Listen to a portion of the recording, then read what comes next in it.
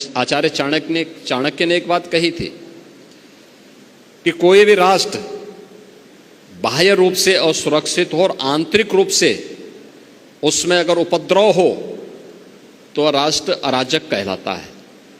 और अराजक राष्ट्र बहुत शीघ्र समाप्त हो जाता है।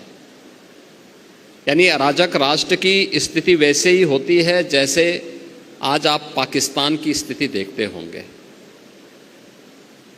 पूरी तरह अंदर से खोखला हो चुका है, अस्त व्यस्त हो चुका है।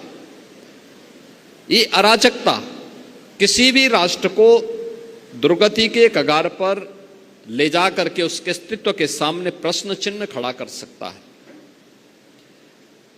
भारत इस दिश से प्राचीन काल से ही बहुत सजग रहा है, सतर्क रहा है और उसकी सुरक्षा के लिए उस प्रकार के तौर तरीकों को अपनाने की एक प्रवृत्ति भी रही है।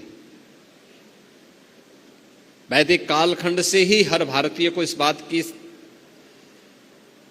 शिक्षा दी जाती है कि धरती हमारी माता है, हम सब इसके पुत्र हैं। माता भूमि पुत्रो हम पृथिव्या। धरती हमारी माता है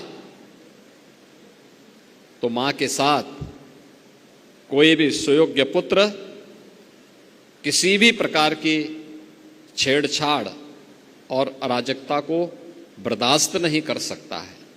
कोई भी पुत्र नहीं कर सकता है।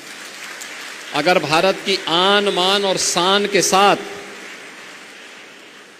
कोई दुस्साहस करेगा तो हर भारतवासी उठ करके खड़ा होगा। और यही तो प्रभु श्री राम ने हम सबको कहा था। उनका उपदेश इसी बात को लेकर के, जब उन्होंने जंगलों वन के दिनों में जब वनवास उनको हुआ, वन के अंदर, और उस समय की भारत की सबसे बड़ी चुनौती जो थी, वे जो राक्षस थे, रावण के राक्षस थे, उन राक्षसों के उत्पात के बारे में, उनके उपद्रव के बारे में जब उनके सामने इस बात को रखा था तो उन्होंने एक ही संकल्प लिया था। तब उन्होंने कहा था, भारत की विद्वत शक्ति के सामने उस समय उन्होंने एक ही संकल्प लिया था, निस्सरहीन करो मैं मुझ उठाए प्रण कीन।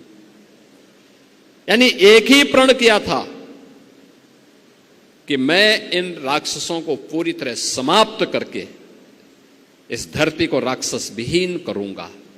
ये राक्षस विहीन करने का मतलब उन उपद्रवी तत्वों को जो हमारी राष्ट्र की सुरक्षा में सेंध लगा रहे हैं, इनसे अपने राष्ट्र को मुक्ति दिलाऊंगा।